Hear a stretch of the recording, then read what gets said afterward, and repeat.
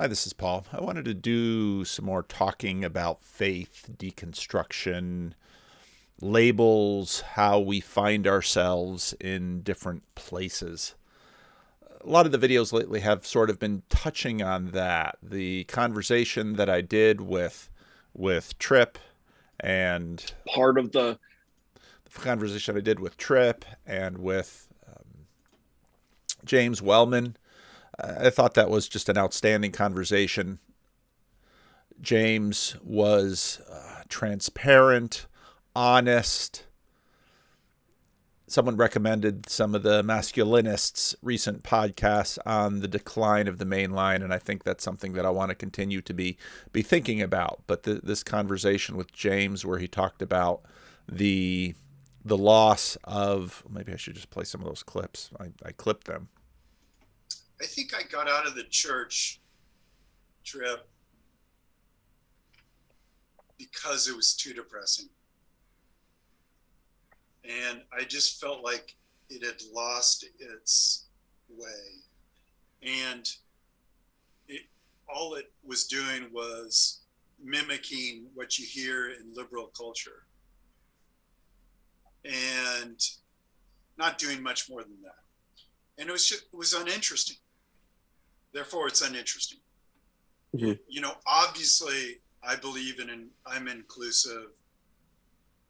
You know, I follow most of the inclusive ways that we talk about.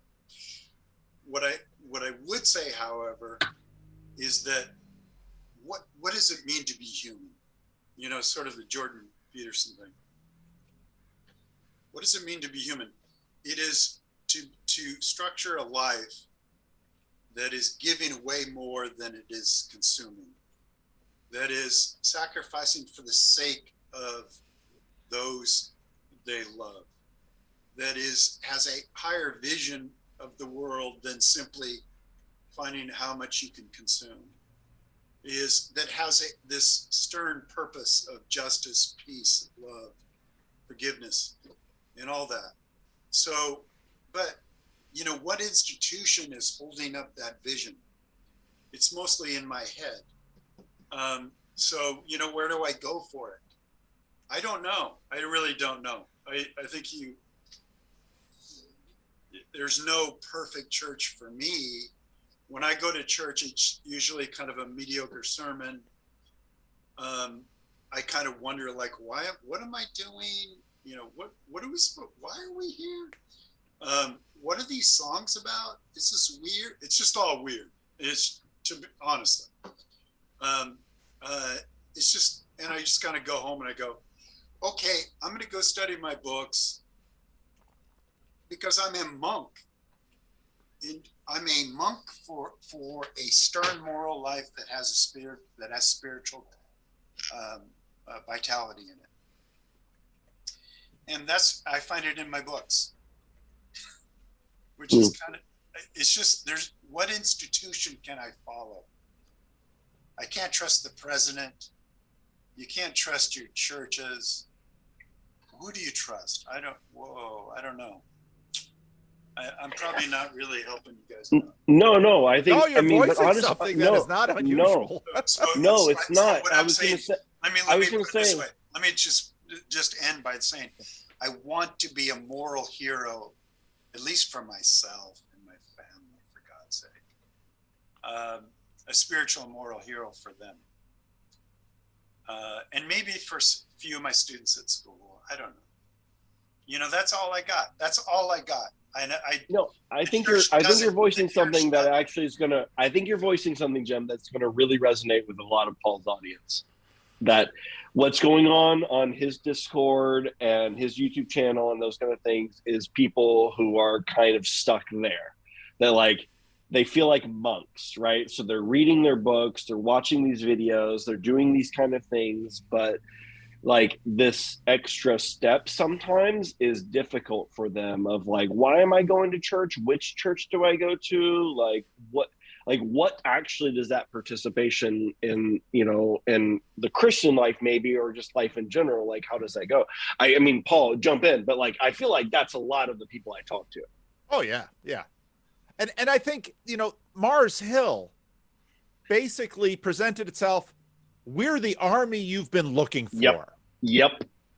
And the rise and fall of Mars Hill basically is the post-mortem that, guess what? Mark Driscoll, kind of an empty bag when it came down to it. He didn't die on that hill. He didn't die on Mars Hill. He skedaddled. Yep. Yep. You know, when he said that just so hit me, and Tripp was dead on right, that this is so much where so many of the people around me, and I guess it reflects a coalition within my own consciousness Congress. I mean, why on earth would many of you be following my channel if in some ways some of you weren't holding on, trying to keep from deconstructing, or at least trying to enter back into Christianity? These things are all over us now. Another video to pull in, this from Benjamin Boyce and Mary Harrington, which I thought was just tremendous. Sorab thinks that conservatism has become just a way of losing more slowly. Of course, Sorab. I made a few comments about him. He was on Unbelievable recently. I didn't really know his background. Didn't really know him as sort of this trad Catholic. Because he thinks it's in hock to too many of the presumptions of liberalism, which is just relentlessly hungry and determined to liquefy everything. And therefore, if you're conservative, all you're doing is standing athwart history, yelling stop. But if you've already signed up to a belief in history and progress, then you're screwed, basically. And all you can ever really do is slow it down and sort of wish for a return to a period 5 minutes before whatever it is that's happening right now. so that's the kind of post-liberal critique of conservatism as a stance. The jury's out for me on whether that's all there is. I mean, I've joked and played and experimented with the phrase reactionary feminist over the last year, partly just because it's fun. It's a nice phrase to play with. But also as a sort of placeholder for the possibility that in fact conservatism is toast. And if that's true, and I'm not completely certain what I think about this yet, if it's true, it's because the entire liberal settlement is toast, because that was an effect of the industrial era and to an extent the print era as well. And we've now left the industrial era for the digital era, and in the process we've also left the print era. And the whole, most of the founding premises of liberalism, the marketplace of ideas and free and equal debate and the autonomous subject and so on and so forth, that whole nexus of ideas, the sort of classical liberal ones, they're impossible to sustain except in a sort of semi-industrial print culture. In the internet, in a discourse that's structured by people reading off the internet rather than reading out of books or pamphlets or whatever. It just doesn't work anymore. There's too much information. There's too much information. The information is too networked. People watch memes evolving live pretty much in real time. You can see a meme develop, at sort of at warp speed on the internet over the course of 24 hours. And it's just not possible to hold to the ideas of a stable, objective world that you need. I love how Benjamin's eyes, when she says that, he's like, his eyes. I mean, Benjamin is such a good interviewer. He's listening carefully and it's like, oh, yes. Of a course of time. You can see a meme develop, at sort of at warp speed on the internet over the course of 24 hours. And it's just not possible to hold to the ideas of a stable, objective world that you need, in order to sustain the kind of the framing premises of the liberal subject. So the whole edifice of liberalism is being rotted from the inside. Now, the point I make often is that cultures are massive.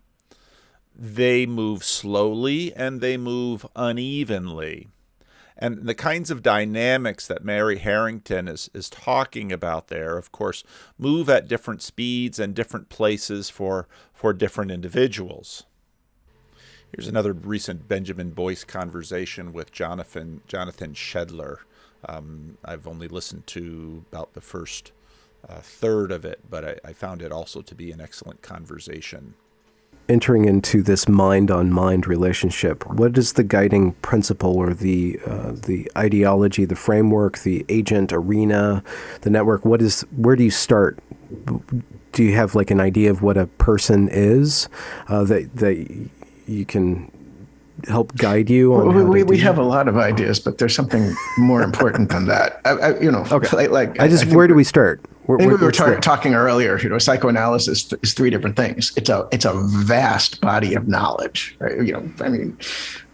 We have more than a century of writings over generations of theorists trying their best to shed light on the workings of the mind. And right, so body of knowledge, it's a set of therapies, plural, different forms of therapy that derive from this knowledge. And there's a certain ethos or sensibility about the work that's really, above and beyond specific therapy methods or, a specific body of knowledge. And I think your question is about the ethos or the sensibility. And the ethos and sensibility is we are in the business of helping people experience themselves as an agentic self. That is to say, our goal is for the person to come to know themselves more fully. And central to the ethos, this is a word that's widely misunderstood, even in the therapy professions, is neutrality. The therapist occupies a neutral position. What it doesn't mean is the therapist is distant or disengaged, or cold. It means none of those things.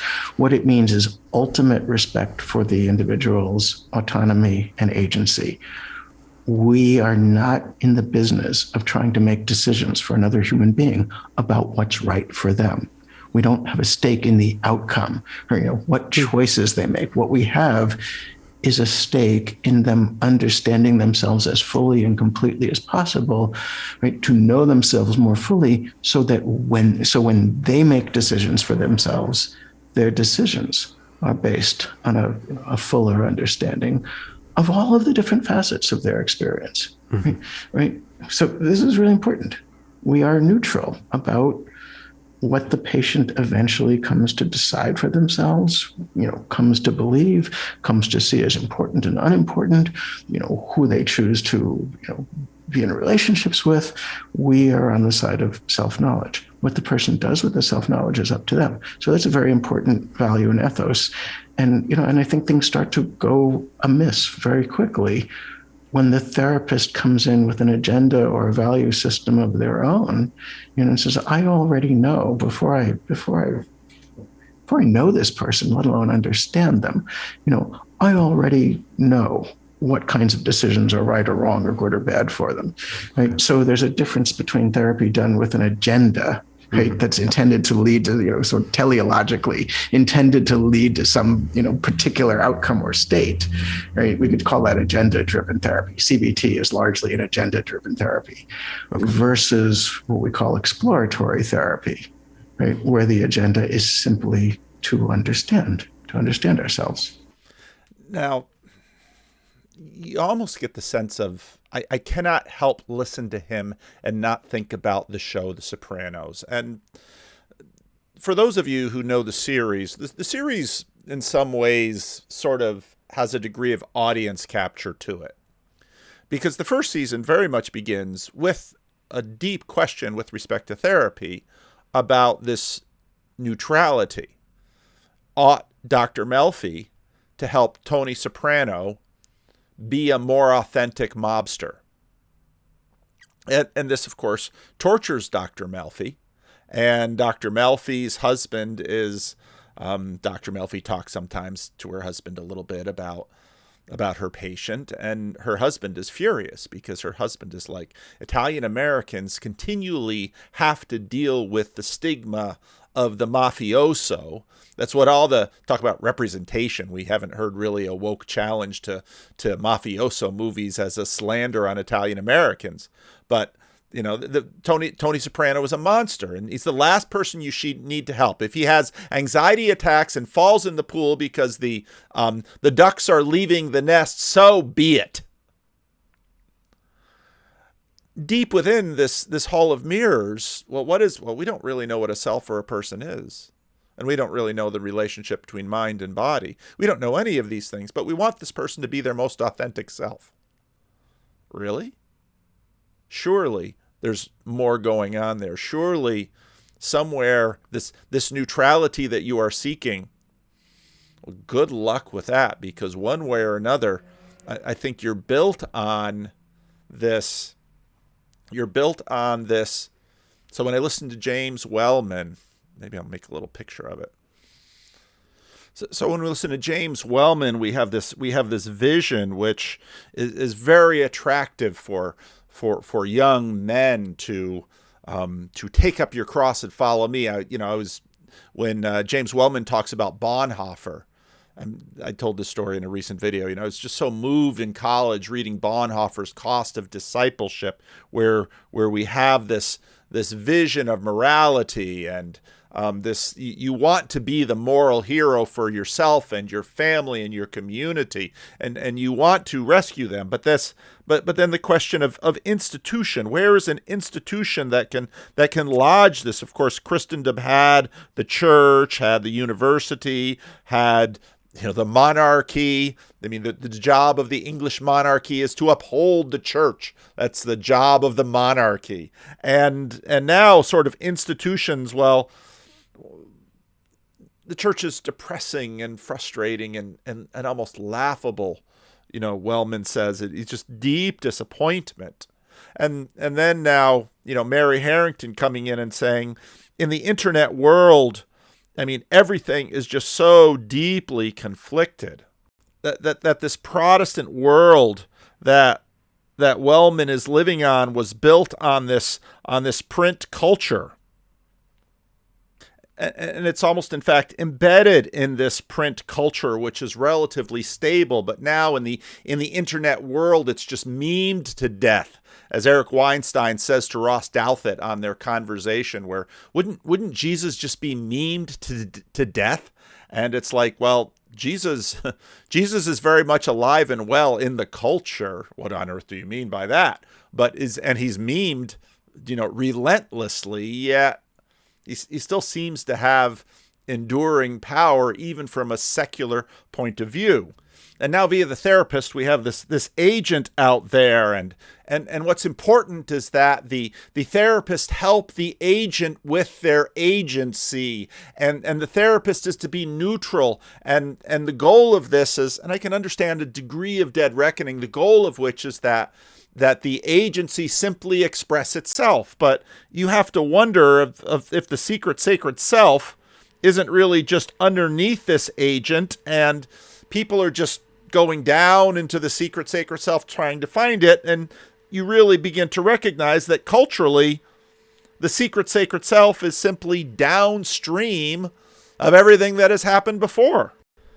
So if you look below the secret sacred self, you just find what everyone else finds, that you have all of this hodgepodge of movie authenticity and the expressive individual and all of the different things that have been floating around in the culture for a very long time. And surprise, surprise, they've got to be me. And just like in high school, all of the individually expressive me's look all like the other me's. They've all got the same idea because they've been formed by the same group of people, where this sort of gets into Sam Harris and that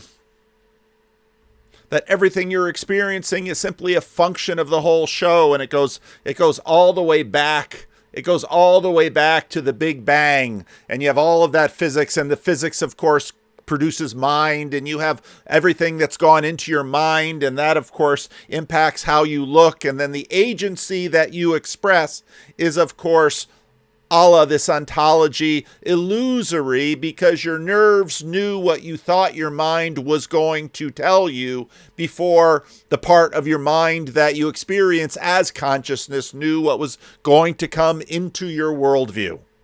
So, well, there goes agency, doesn't it? I did a conversation this morning with Kel Zeldin and Rod Dreher, which will be coming out on Kel's podcast. And if he agrees, I'd be happy to have it on mine as well. from Steve Skojec. And now Steve, of course, is known from his first Peter 5 involvement. I first became aware of this entire thing when someone sent me a piece that Cale had written. Cale wrote this piece, "Things are broken, we need to upgrade our sense-making apparatus." And then I tweeted that out, and Cale responded, and we had a couple conversations, and don't talk to him as much as I'd like. I really like Cale, and when I get back to the East Coast, I definitely want to meet with him in person. But so Cale sort of brought me into Steve Skojec's path, and on Steve's Substack, he wrote how Jordan Peterson changed my life. When my faith crumbled and it felt as though I was lost in darkness, Peterson offered me a compass and a light. And of course, on this channel, that comes as a surprise to absolutely zero people. He talks about his experience of going to the Jordan Peterson event, goes back a little bit of background for Peterson. Some of the favorite thoughts came after the question and answer. One person asked, if you could go back in time to give your college self one piece of advice, what would it be? With very little consideration, he replied in a decisive tone, have more children and have them earlier. His daughter Michaela was moderating the Q&A, and expression on her face made it clear that she was both surprised and delighted by his reply. In another question, Peterson was asked, when do you see a person's true character? An audience member yelled out, when they're drunk. Peterson replied with a wry smile, that's only what a drunk person thinks. With little more consideration, he answers, when you face adversity. Yeah. Well, what conversation was it where we were talking about the fact, maybe it wasn't even on my channel, maybe it was a conversation that I had in real life where basically you really know somebody when they are pressed. That's when you really get a sense of where they're at, what they believe, what's down beneath. So Skojec goes through, very, quite transparent and issues that he was dealing with, and his back and forth with Cale, his friendship with Cale, and of course, Cale's been on the channel, and you can find him on Twitter quite readily. And he's Cale is very much a part of this community wrestling with faith. Cale's background, like Steve's, is in Catholicism. Back and forth, a bunch of things in here that would come as no surprise to anyone. When I started, this is Steve writing, when I started 1 Peter 5 because I believed I was called to it and I could make a positive difference. For a while, maybe we'd exploded onto the scene out of nowhere in 2014 and taken the top spot for online traffic for all things trad in a very short time. But that window had closed for all the accusations I'd weathered that I was doing it just for the money. This was always the easy thing to throw at anyone. The one thing I couldn't bring myself to do was sell out. People were going to hear what I actually thought, even if it made them all run away screaming. I watched the first episode of Mrs. Maisel that's recently out on Amazon, and it's interesting because she gets, in season 3, spoiler alert, she gets taken down. She's touring with a gay black man, and at the Apollo Theater, she decides to now, of course, this is written in 2021, and they're writing about the 1950s. And if you know much about the 1950s, there's usually a ton of anachronisms going on. But she decides to be a little bit more transparent than at least in movie land, the 1950s audience would be allowed. And so she basically gets fired from this best gig she's ever had because she speaks her mind. And so at the end of the first episode, she tells her manager, from now on, I'm going to say what I want to say because that's when I'm the funniest. And well, there's a lot of, I gotta be me, this is my authentic self, and I've got to speak my truth. Yet if you followed through all 4 seasons, you really have to wonder was the divorce really a good idea? Because your husband is stooping the Chinese woman that he's renting the club area from, and of course she's having her own affairs, and it's like, And of course, they want to do best by her children. She's a very devoted mother, but she's missing the birthdays. And you can see all of the angst, especially of the late 20th century and early 21st century, all written into that, because you don't write a show and have it connect with an audience if it's from the 1950s. You can go back and watch shows from the 1950s if you want to see what they were presenting then. They're still on film. Go ahead and watch I Love Lucy. You get a sense of the difference in the cultural conversation often. So here's someone deeply committed to his faith in the Roman Catholic Church. People were going to hear what I actually thought, even if it made them all run away screaming. Yeah, him and Mrs. Maisel. It was a non-viable path for that moment, that mindset, which I'd had from day one, diverged from the bulk of the crowd I had originally been appealing to.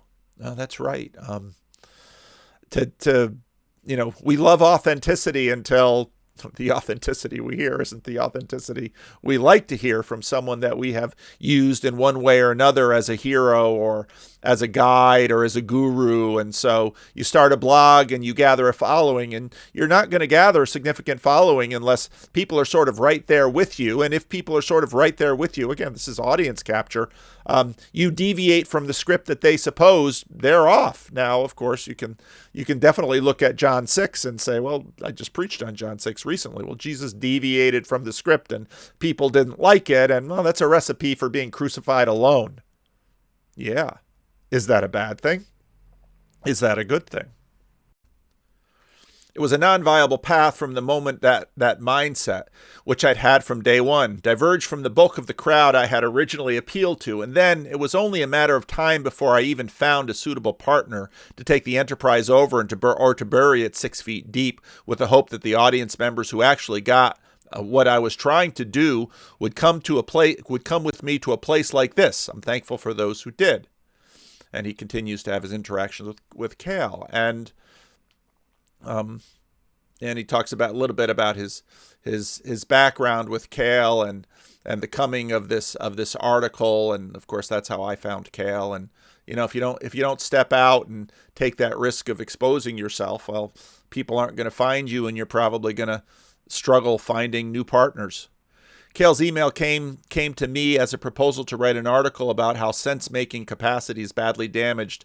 He eventually wrote it, and it was a great article. As usually the case with great articles, it wasn't nearly sensational enough to get much traffic. Got my attention. Way to go, Cale. For the website, I'd routinely picked up 1,000 to 2,000 shares on a post. Maybe 133 shares was meager at best, despite my best efforts to promote it. It was still one of those pieces I'm proudest about publishing in my 7 years at the helm. Traffic, anemia be damned. And as a YouTuber, that's so often the case with me. Sometimes I'll put out a conversation, and that's part of the reason I'm clipping conversations, to make them a little bit more accessible, to put them out there and say, hey, there's gold in here, but the egregore of the internet wants you to see some things more than it wants you to see others. It feeds off your glandular reactions and wants to hone and shape you to basically be a gland. But more to the point, Cale's insight into Peterson, and to a slightly lesser degree, the rest of the IDW, opened my eyes to a whole new world of people who really cared about what it means, even if it didn't lead them to papistry.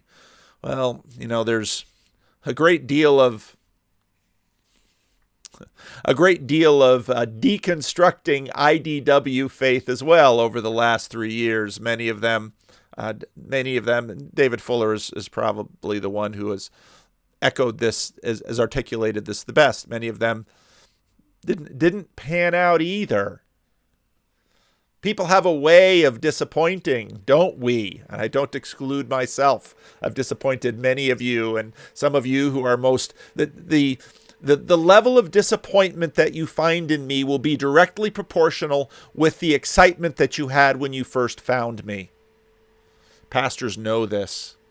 I remember preaching a sermon, and I remember a woman in the front row she just cried through the whole sermon, and afterwards came up, Pastor, I don't know why your church is so small. That was the most amazing sermon that I've ever heard in my life. And of course, for the next 3 months, her and her husband would come here very faithfully until I failed to say something she expected me to say. And before I knew it, they stopped coming. And I had a deacon that was starting to make noises and trouble in the church. I thought, where is this coming from? And so goes talk to the deacon, and she was talking to her. And in this sermon a number of weeks ago, pastor didn't say this, and he didn't say that, and he didn't say that, and that shows this, that, and the other thing about him, and therefore the deacon was on her way to try to purify the church. Well, it didn't go too far because most of the rest of the people knew me, but it confirmed the pastor's adage, which is exactly what I've expressed to you. The amount of enthusiasm with which you express when you find me is often directly proportional to the amount of anger you will have when you storm out the door when I disappoint you. Any good psychologist will say, yeah, because the first time they saw you, they were projecting mightily on you. And so when that projection falls to the floor, when you finally emerge from the projection and they say, oh, Paul isn't the man I thought he was. Yeah, I never was. I was there for you in a moment you needed me to be a certain thing. And so, well, praise God for that. But when the real Paul Vanderklay came through the projection, well, he's kind of strange. Maybe a little crazy.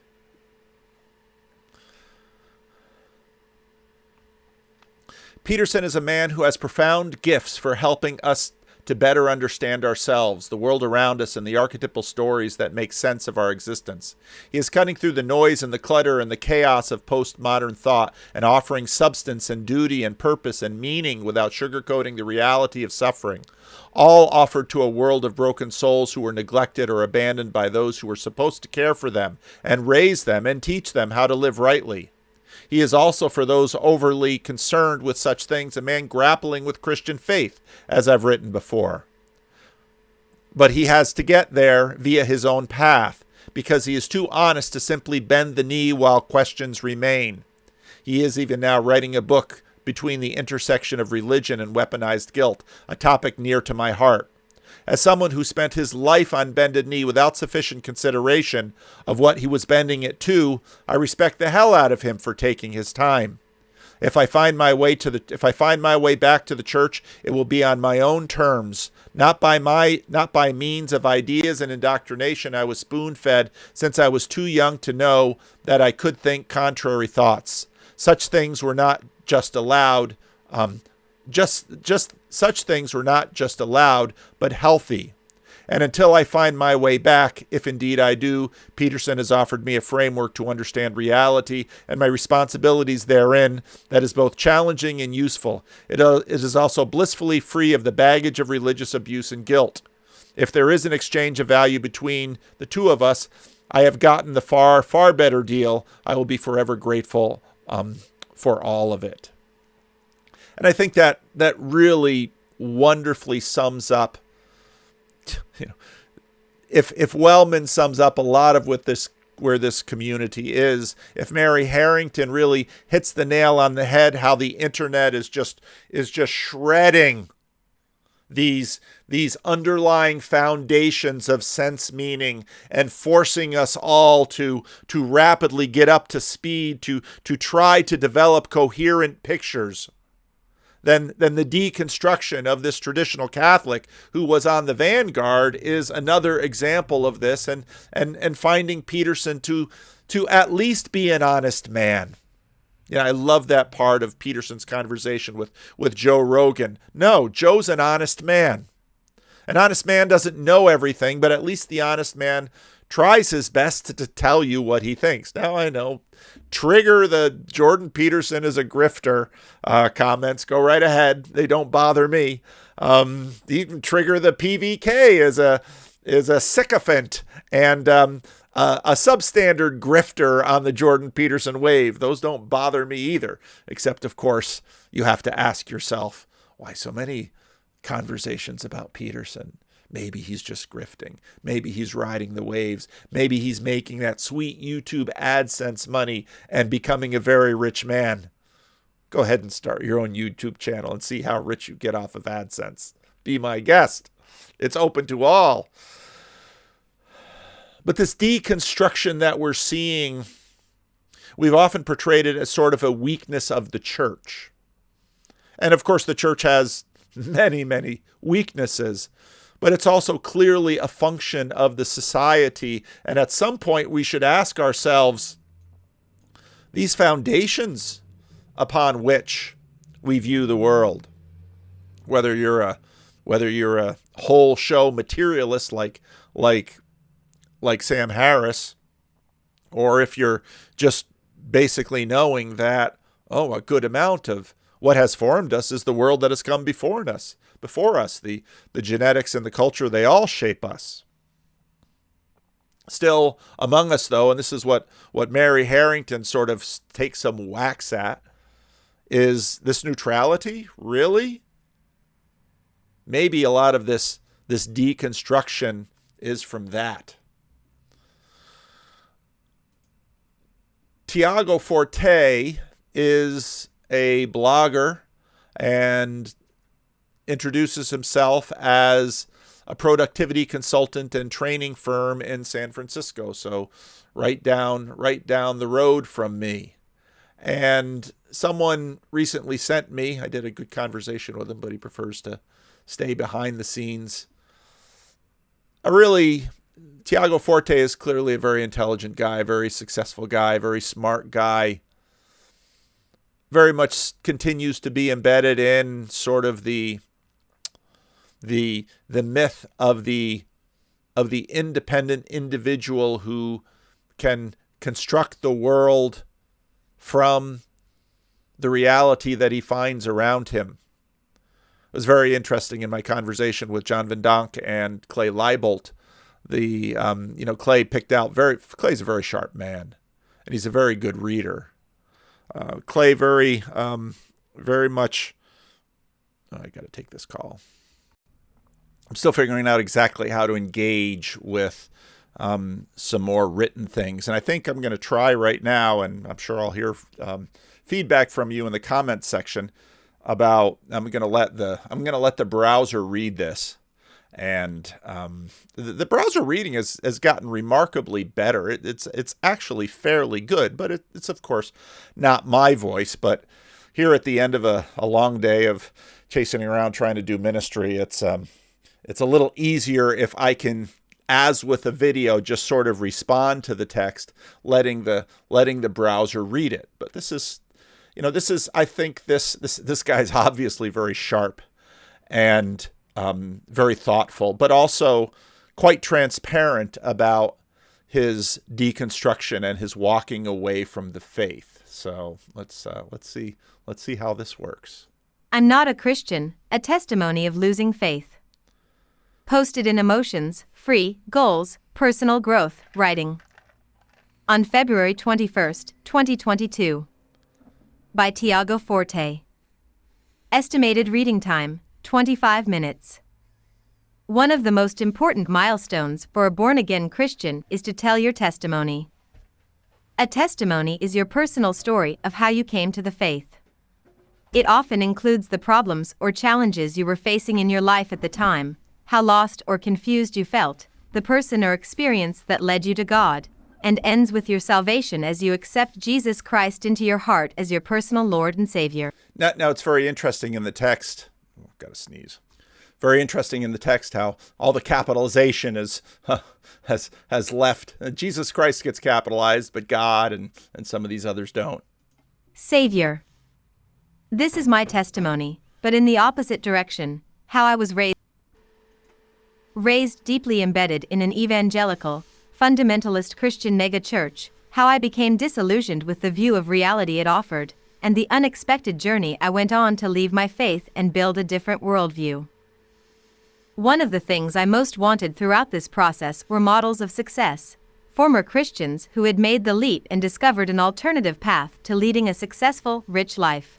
Now, it's key here to think about, again, a theme that we've come around a lot. I was for a long time talking about dead reckoning, sort of betterment as such, but obviously there was a sense in this person that things needed to be better. Now, I think when the psychologist talks about neutrality, that they're sort of in this space of saying okay, things should be better. And so he's looking for someone who has a successful, rich life. And rich, he means financially.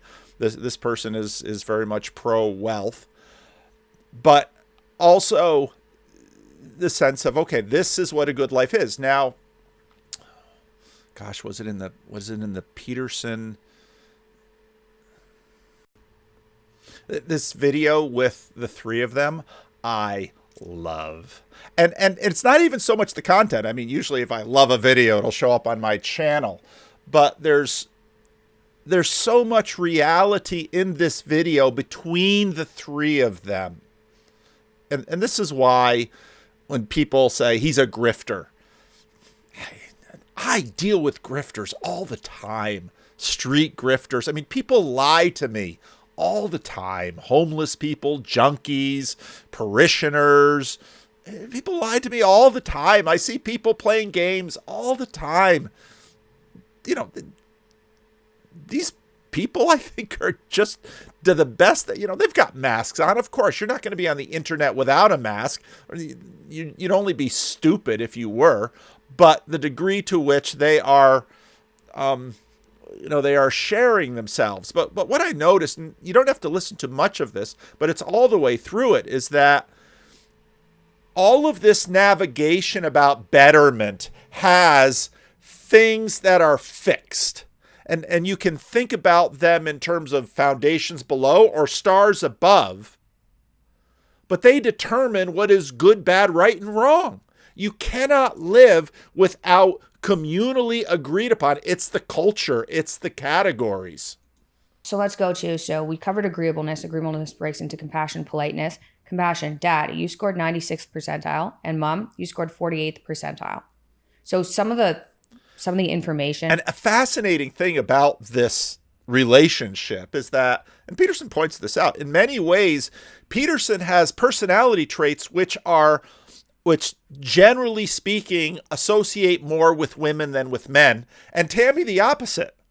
And so this is what galls me about, he's this enforcer of the patriarchy, and he's seen as this masculinist out there, when if you watch enough of the guy, you realize that he actually, and this I think is part of the reason he was such a good clinical psychologist and why he has been so good at a lot of what he does.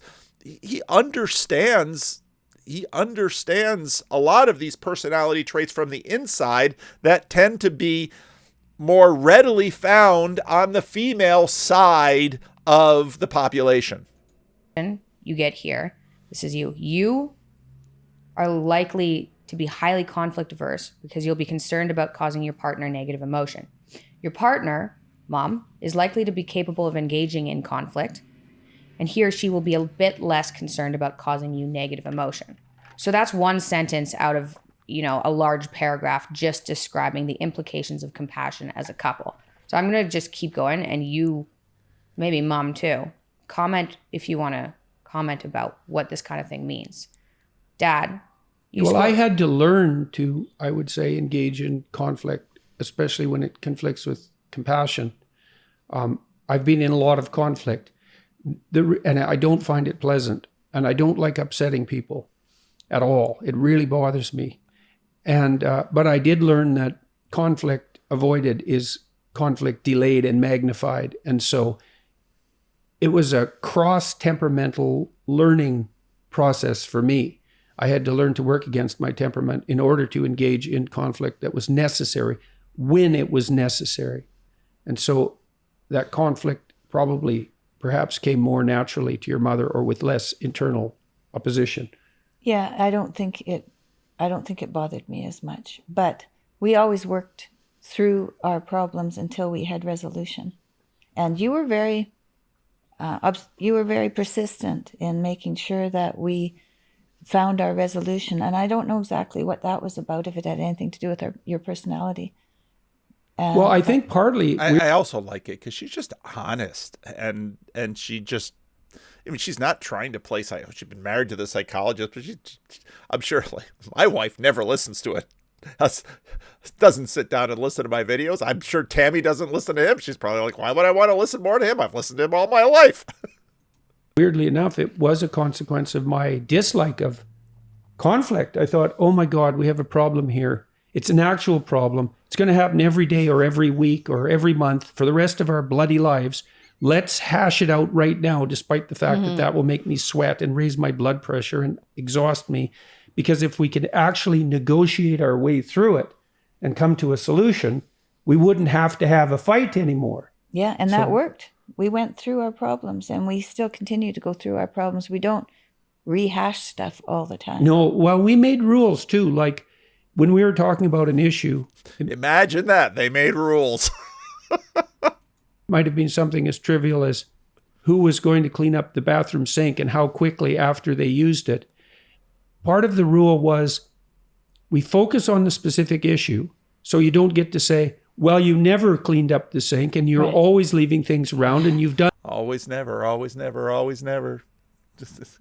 this your whole life and you'll never change, which is a really bad negotiating strategy. It was like, okay, apparently we have a problem with the sink. That might have been because of our differences in orderliness, which we'll get together. It's like, what is it that you want specifically done about this specific thing? And then we would negotiate back and forth until both of us were satisfied. And we used to have meetings with you kids. And you can get a sense of, before we get to the kid meeting, which I thought was, I loved this video. But, okay, well, how clean should the sink be? Now, there is actually a standard out there, and there's that standard is within an economy of standards. But when I was growing up, my mother had in the kitchen, I'm sure it was my mother put it up because my father never would have put anything up. Our house is clean enough to be healthy and dirty enough to be happy. And she, of course, always thought her house wasn't as clean as, let's say, her mother, the standards that her mother had during the Depression. Her mother born just at the beginning of the 20th century. But so the negotiating is all done always. So there's two people, and it's always done with respect to a standard. And, you know, in terms of pragmatism, the standard isn't just some idealized fixed points, but it's probably a range of things. And I love this story about the kids. I could just imagine. And Michaela's, you know, Michaela has really grown into, the role she tried to embrace a number of years ago. And, you know, when I listen to her now, I can really see that she has grown into this role.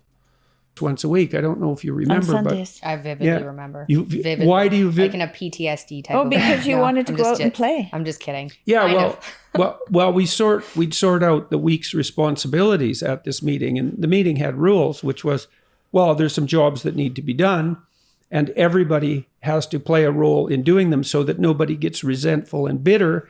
And you have to. I wonder who would get resentful and bitter about how clean the sink is or isn't. Attend the meeting, although you can leave if you get upset, but you have to come back and you have to abide by what you say, what you agreed to. And so don't be too. For the week. So it wasn't a big ask, right? 7 days. That's a huge thing. For the week. It's not forever. It's for the week. I love this conversation. It is so real. It is so true.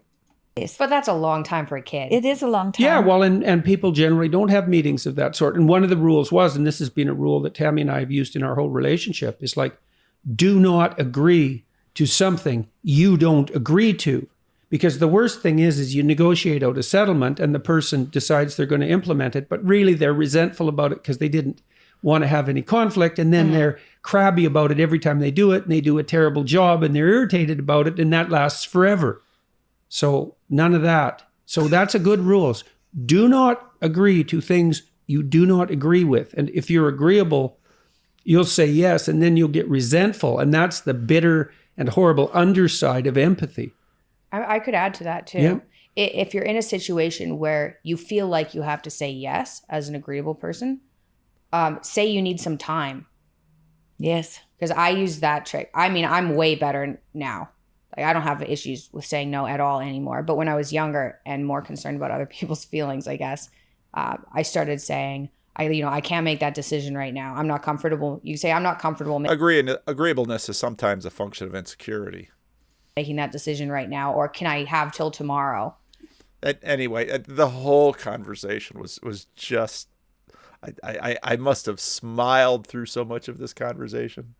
All right, back to our self-made man. Life. I'm telling my story because I want others out there who find themselves in the same spot I was in, questioning their received worldview and wondering if another path exists, to know that it does. There are many available worldviews, many possible beliefs, and countless other ways of moving through the world that can give you tremendous fulfillment, community, and a sense of purpose. Okay, right there, you again, you see a telos. It's not a bad telos, but there's always there's let's say if you're negotiating with someone, there's always the third party, and the third party is above, and it can be a telos, it can be an ideal, it can be morality, it can be all of those. And so there's going to be ranges in there. There's going to be a degree of flexibility. That's also true, but there's also going to be a degree of, there's going to be a structure. And I think that has been, a real element of Peterson's power in this conversation, that he says, no, there is a structure. And okay, Carl, natural law, bionic mosquito, natural law, created order, Dutch Calvinist might say. But, again, the conceptualization of this and how this is pursued is important. Purpose. I've been amazed to see how quickly being an atheist or agnostic has become common over my lifetime. Okay, now, again, back to Clay Rutledge, that is deceiving. It's not exactly true. It's been an unmooring from, and I think back to Mary Harrington's, there's been sort of this shredding that has happened in the culture. And I think the atheism in particularly tends to lead to a nihilism, and there are elements of that in this piece. I'm always running out of time. Me and Gandalf. Lifetime. According to a recent Pew Research study, about 30% of U.S. adults are now religiously unaffiliated. Okay, and that is by no means, because again, spirituality doesn't go over, and that's why I sort of read this individual as sort of, late modernity agnostic. Unaffiliated. This is a 6% increase from just 5 years ago and a 10% increase from a decade ago. And see my unbelievable conversation with godless congregations, that I love when James Croft says, I look at the stats and my congregation should be growing in leaps and bounds. This should be the heyday of godless congregations, and we're closing them up. Ago, a stunning shift in religious belief that has no parallel in American history. From 2007 to today, self-identified Christians have gone from outnumbering the religiously unaffiliated by 5 to 1 to just 2 to 1. We desperately need new visions of what it means to be a sincere, spiritual person. Okay, so the spiritual doesn't go away. What does that mean? It's been a big piece of this channel. Person without having to conform to anyone else's religious template. And this is where, Grim Grizz talks about the shadow matriarchy. This is the shadow church that is always around us and is inside of us, but unless you have an institution, unless you have, and we do have institutions that continue to bring these ideas forward to next generations, but they tend to do so without a degree of intentionality or coherence.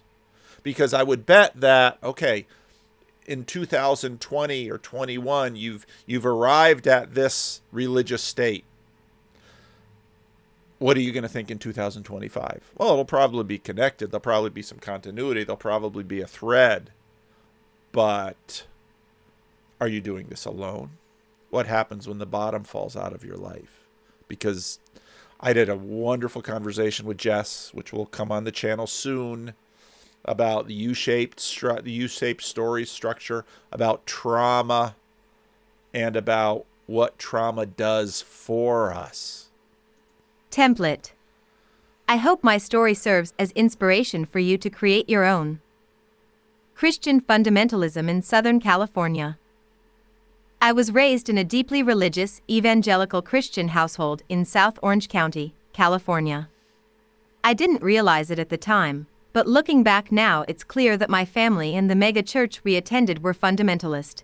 We believed that every word of the Bible was literally true. Now, again, I would have a lot to say about this. Fundamentalists, even if they embrace that moniker, are seldom exactly what they think. Their relationship with the text is seldom what they think it is. And went into some of that with Clay Leibrault and John Van Donk. True.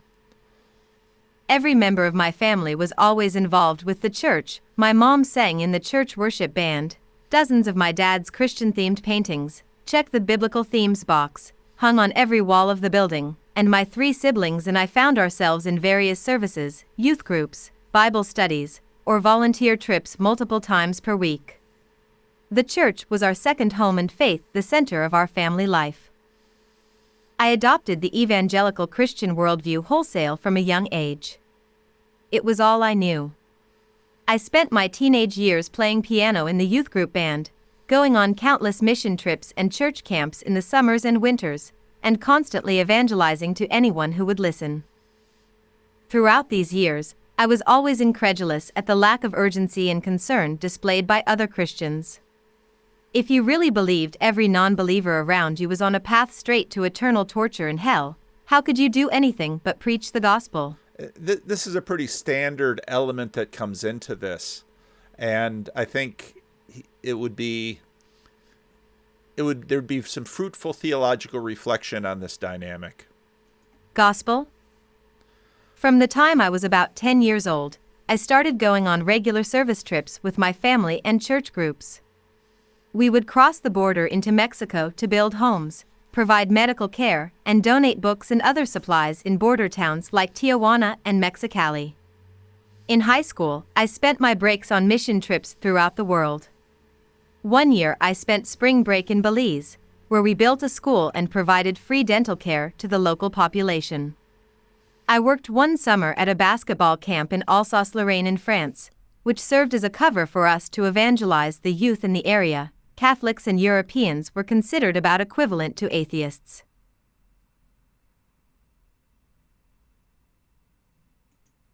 Did it stop? Oh. Interesting too here, though. I mean, obviously a very affluent Christian community. I grew up just as deeply within a Christian community, and there were by no means mission trips to Europe. I can tell you that. There weren't mission trips at all. In fact, we sort of didn't need mission trips because my church was in the middle of Peterson, and so the mission was right there. We didn't have to go anywhere. Let's see if I can jumpstart this thing. The summer before my senior year of high school, when I was 17, I spent 3 months traveling throughout Ethiopia with a group of American missionaries putting on showings of the Jesus film, a 1979 portrayal of Jesus' life that is used as a method of conversion. Ethiopia has one of the oldest Christian traditions in the world, dating back to biblical times, but our approach to evangelism required us to invalidate any faith that didn't align strictly with our definition of being born again. Now there's some irony in that statement and the critique given this thing itself. Again, I remember being pelted with rocks by a crowd of angry Ethiopians in the streets of the southern city of Awassa, enraged by our assertion that they weren't real Christians and therefore needed saving. Well, at least he got to suffer for his faith with the Jesus movie. Saving. If anyone asked what I wanted to be when I grew up, I always said I wanted to be a missionary. Missionaries, I just talked to Nate and Shelley, and missionaries are at the top of the evangelical hierarchy in many respects. They're the evangelical elites and monastics in some ways. Missionary. I took my preparation for that career path very seriously. I became the leader of my high school's Fellowship of Christian Athletes, FCA, group, where each week I would prepare and deliver a lunchtime sermon to a classroom full of my fellow FCA students. I read many in-depth books on theology by writers like Dallas Willard and Dietrich Bonhoeffer. I memorized countless Bible verses. I prayed like it was going out of style. I only listened to Christian music, read mostly popular Christian writers like Max Lucado, Lee Strobel, and John Eldridge, and the highlights of my year included going to Christian mega concerts like the Harvest Festival. How could I do anything else given the stakes of eternal salvation? But looking back, underneath all of this zealous devotion, I can see a slowly rising tide of doubt. Even as a kid, I couldn't understand how a loving God could permit his children to be sent to hell. The miracles of the Bible didn't make sense to me, given that there was no evidence of such miracles today. I figured I'm not quite sure what kind of a church he went to. Maybe it was a secessionist congregation, perhaps. There are certainly those in Southern California. John MacArthur is very much miracles don't happen, but many big box evangelical churches are very much down for miracles today. Figured I just didn't know enough and would one day figure out the contradictions, but the answers were never satisfactory. Most of all, traveling with my family to other countries exposed me to radically different cultural values, belief systems, and ways of living. Returning home, I simply couldn't believe I had the great fortune of being born in the exact right place that just happened to impart all the right beliefs to me, and that everyone else was doomed because of the circumstances of their birth. I noticed that in many of the cultures we spent time in, people seemed happier and healthier than the people I knew back home in Orange County. There's, having been a missionary, I'd hear that all the time, where people be like, oh, these Haitians and Dominicans and these poor neighborhoods, they seem so happy. It's like, yeah, well, I'll tell you, when you answer the door at your house, you don't say, who the heck are you? Get off my lawn. Most people be, oh, hello, when you answer the phone or answer the door. So don't put too much stock in that. Believe me, poor people got their problems too. County. It was bewildering. But I was so steeped in the worldview of my Christian faith that I couldn't even consider leaving it until years later. Every piece of my reality reinforced each other so perfectly, there was not even a crack through which a sliver of light could shine. I needed to endure several crises of faith first. And now, in terms of cohesion, I would imagine that the faith that you've constructed is far more cohesive than the one that you rejected. Of course, you're an adult putting it together. You've responded to more questions. It's been perfectly updated to the circumstance that it's in. I would expect it to be more cohesive to the environment that has created it. The much harder question you have to ask is it true? First, in college, I doubled down on my zeal, becoming a leader in the on-campus InterVarsity Christian Fellowship and even organizing a Jesus Week full of events at George Washington University, GWU, in Washington, D.C., where I studied my freshman year. The school has a large Jewish population, and I still remember the leader of the local Chabad, a community center catering to secular Jews, screaming at me over the phone after I invited a Jews for Jesus representative to speak on campus. Looking back, I understand now that I was projecting my doubt and insecurity outward. No, don't be quite so hard on yourself. That's exactly what you're supposed to do. You were raised to do exactly that. Now, of course, getting the response is not a surprise, but there we have it. Outward, trying to convince others of what I increasingly no longer believed myself. I became political, once writing a guest column in the university newspaper about why homosexuality was morally wrong, but God still loved gay people, the classic, misguided logic of hate the sin, love the sinner. All right, well, let's hate the sinner too. Sinner. I became steeped in apologetic, a Christian-themed pseudoscience which claims to use science to prove the existence of God. Things are getting a little broad here. God. I remember buying thick apologetic books packed with proof of the Bible's accuracy, which I would highlight and memorize in preparation for frequent debates on the subject with my non-Christian classmates. The doubt rising within me finally broke through the surface when I was forced to drop out of GWU at the end of that year. I had been assured by all my Christian friends that God would provide a way for me to continue my studies there after I had exhausted most of my college savings in a single year. GWU is one of the most expensive schools in the country. Trusting Him to provide, I put in zero effort to provide for myself, such as applying for scholarships or financial aid or seeking part-time work to supplement my tuition. I prayed vigorously for God to provide the funds I needed, and had total naive faith that He would. Now, there's obviously a degree of magical thinking there, because on one hand, I know purely secular people who blow all of their college money their first year, and I know a great number of religious people who actually plan, get employment, and do all of these things instead of saying, well, God will provide. I mean, this is pretty standard within Christian groups. Would. My belief system crumbles. When the funds I needed failed to arrive, I found myself in a crisis down to the core of my being. My faith in God as I understood Him was rocked. If my prayer, made in complete faith, failed to work, what else could I trust? My faith in God. And this, of course, is sort of faith as emotional assurance. God as I dropped out of college, moved back in with my parents, and wallowed in misery for about 6 months. I didn't go to school, didn't work, didn't pursue my hobbies, and barely saw my friends. I had no motivation or desire for anything. Like so many other times in my life, reading was my only refuge. And this time I decided to follow the thread of doubt in my mind instead of fighting it. And you can find here, I mean, Rhett and Link, you'll have very similar deconstruction. Now I'm reading more broadly. Okay. I began to read much more widely than the books I had previously found at the local Christian bookstore. I read Elaine Pagel's book The Gnostic Gospels, which told the story of how the books, or chapters, of the Bible came to be. Far from descending from the heavens on golden clouds like I had imagined.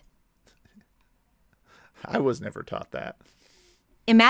I was astonished to discover that there was an incredible amount of controversy and doubt over which books were genuine, and which deserved to become part of the canon. Genuine? Canon. The formation of the Bible we know today was a messy, political process of backroom deals, awful compromises, clear mistakes, and human failings. Now things are getting a little bit more agentic. Failings. For a church so committed to the literal truth of every word of the Bible, it was a terrible shock to realize it had come together through a series of historical accidents. I felt betrayed by every person and institution. Now so much of it's historical accidents. Well, you're sort of sneaking the worldview under as we go. Institution who had told me with such confidence that these were the literal words of God. A pillar of my belief system crumbled. I wanted to know more, and read church history in plain language. Which is a good book. I really like that book. Language, which tells the history of the Christian church through a scholarly lens, but in easily understandable language. Once again, I found that history to be full of greed, vanity, political backstabbing, and atrocities committed by the leaders of an organization that was supposed to represent God's voice on earth. You don't have to read history to find that. Earth. I learned that none of the books of the Bible date back to the times they claim to describe, and most were written centuries later based on hearsay and tradition. Tradition. Another pillar of my belief system crumbled. Spending a year on the East Coast, I had been introduced to the more traditional, left-leaning sects of Christianity for the first time. I was introduced to the concept of social justice, which had been completely absent from our West Coast, right-leaning megachurch. Once I returned home, that new lens allowed me to begin seeing through the culture of social conservatism that dominated Orange County-style Christianity, from the emphasis on personal salvation over communal justice, to the ways in which evangelical faith justified consumerism and materialism, to the links between evangelism and myths of American destiny and superiority. Now, again, I think I think James Wellman, and for exactly how you got to know him, if you watch the whole conversation, I mean, his study of the megachurch is brutally honest. That the truth is that all of these foreign mission trips that he talked about going on before, the megachurches do it far more than do 3 times as much as many of the mainline. Superiority. It was like having X-ray vision, and several more of the pillars of my belief system fell. I started reading more and more widely, including non-church approved fiction. I picked up the Poisonwood Bible, a harrowing tale about a missionary family in Africa that utterly destroyed my conception of evangelism as a noble pursuit. The Poisonwood Bible is not sort of a neutral book. The story is fictional, but I recognized so many patterns and themes in the missionary world I had been exposed to. I saw how evangelization was in many ways a new form of colonialism, playing out on the psychological and ideological plane instead of in a battle for resources. I'm not exactly sure how many deconstruction narratives aren't a bit of colonialists themselves. Resources. Another major pillar, that we at least had good intentions, toppled. One pillar at a time, the entire worldview that I had adopted from my upbringing was simply destroyed. 7 days of creation forged by a Christian God, the promise of salvation offered by his Son come to earth, my role as a warrior donning spiritual armor in a galactic battle between good and evil. It all came crashing down. I began to see that I was the one trapped in a narrow view of reality, ignorant of the deeper truths that I had been arrogantly trying to impose on others. At first, I honestly didn't know if I would survive. It's important to remember that he is offering this as a guide to others so that he can help them do as he has done. I am running out of time for this today, but read the whole thing. It's very good. I get a little cynical sometimes, but it's very much on par with what certain populations are, where certain populations are finding themselves. And it's someone from a much more Tripp called me a communist. Someone from a communistic perspective. I'll save a lot of that. Anyway, I'm out of time for right now.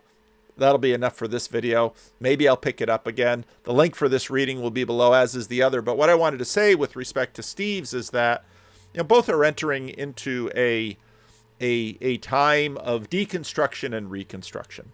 And given what's happening in the culture, that shouldn't come as a surprise to any of us.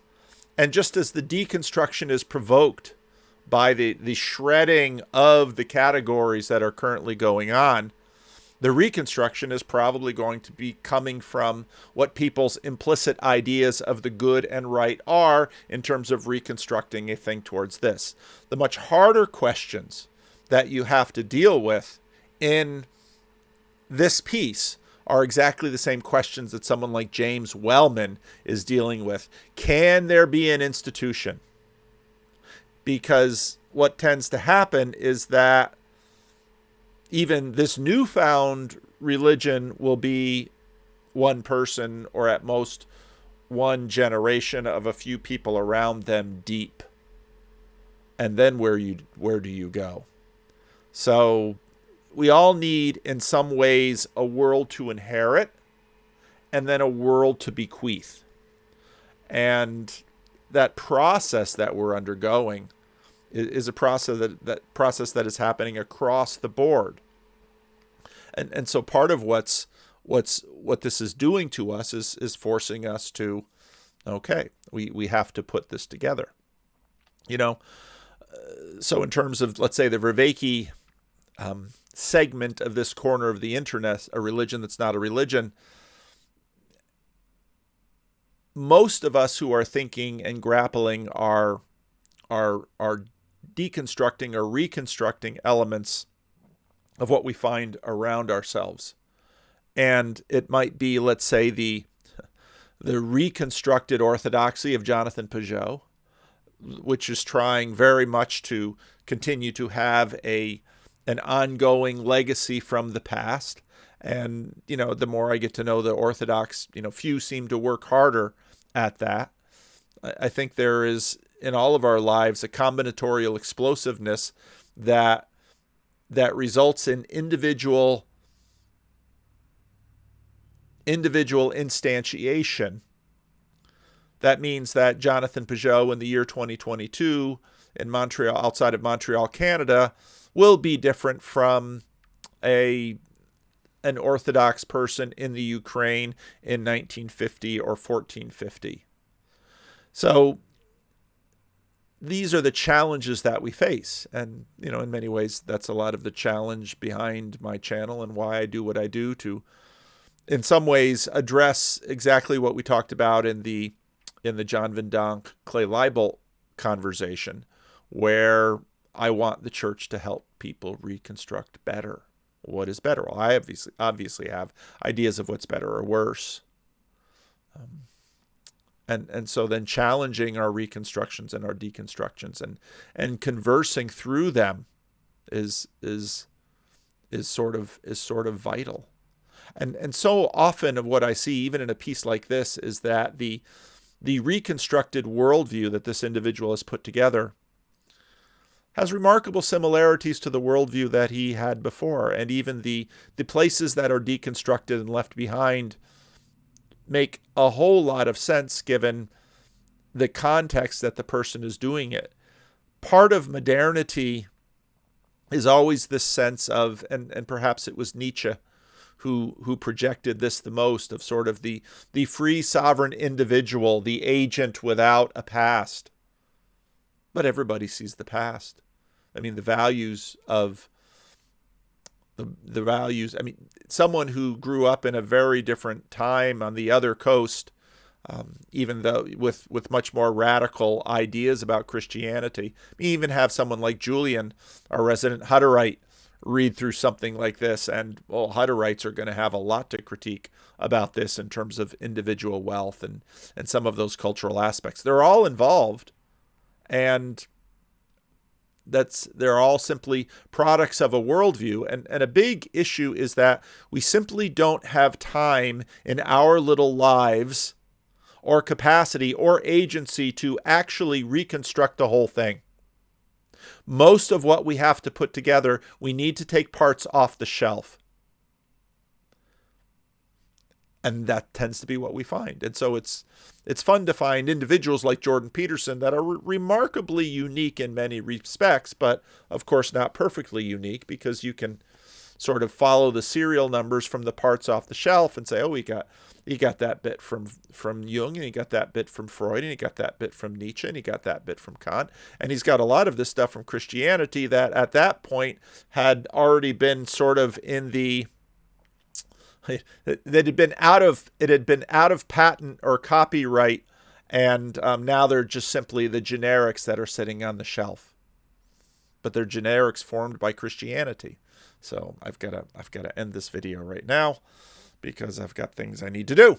But I really wish I would have gotten through the whole thing. The whole thing is maybe I'll come back to it. I don't know. But again, reading it, most of us who are up to our ears in this kind of deconstruction and reconstruction right now, we know what shelves all the pieces came off of, and there they are. So leave a comment. Let me know what you think.